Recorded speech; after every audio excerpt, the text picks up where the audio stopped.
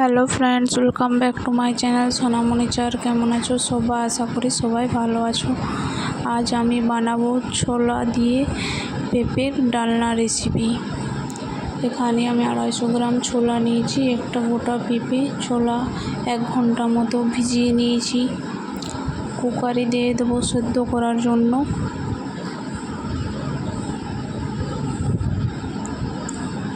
ছোলা দিয়ে পরিমাণ মতো জল দিয়ে নেব,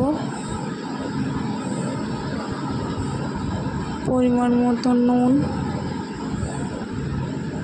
সেদ্ধ করতে দিয়ে দেবো।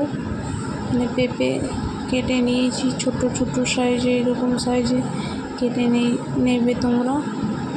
ছোলা সেদ্ধ হয়ে গেছে, এইভাবে সেদ্ধ করে নেব। পেঁপেগুলো একটু সেদ্ধ করে নেব।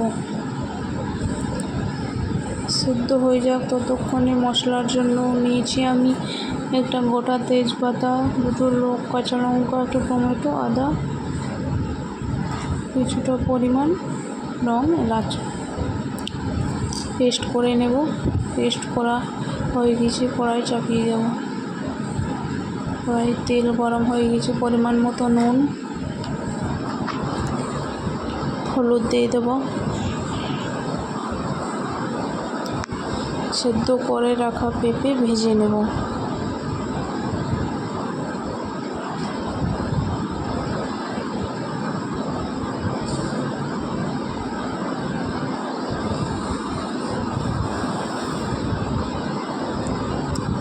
নেড়ে চেড়ে লাল লাল করে ভেজে নিতে হবে।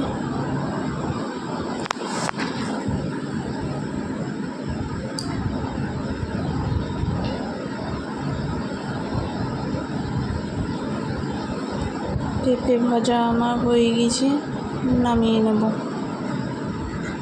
ভেজে রাখা তেলে একটা লঙ্কা ফোড়ন, একটু তেজপাতা দিয়ে দেব।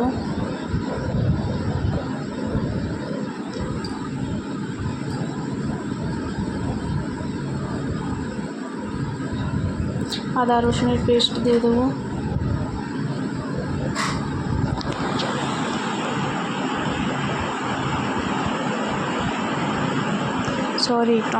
আদা টমেটোর পেস্ট, এখানে রসুন ব্যবহার করিনি। হলুদ গুঁড়ো দিয়ে দেব। মিক্স মশলার গুঁড়ো,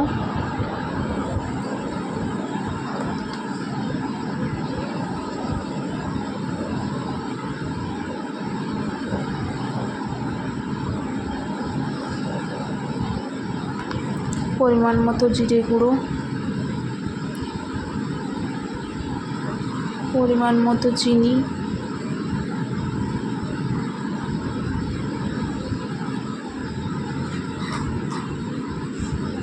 কম পরিমাণে জল। ছোলা সিদ্ধতে নুন দেওয়া আছে, তাই আর দেব না। মশলা ভালো করে কষিয়ে নেব। মশলা কষানো হয়ে গেছে, ভেজে রাখা পেঁপে দিয়ে দেব। সেদ্ধ করে রাখা ছোলা, এখানে আমি 1-2 আলু ব্যবহার করেছি, তোমরা চাইলে করতে পারো।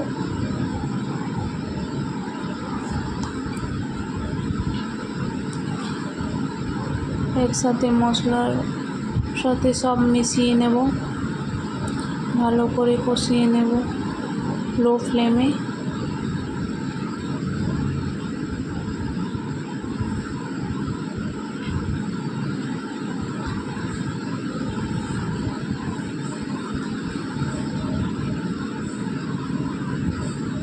পরিমাণ মতো জল দিয়ে ঢাকা দিয়ে দেব। 5 মিনিট ঢাকা দিয়ে রেখে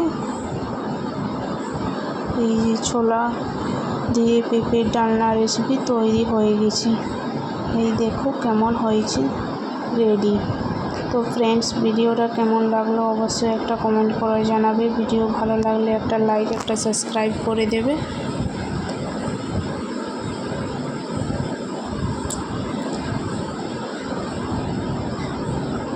দেখা হবে অন্য কোনো ভিডিওতে। Bye bye.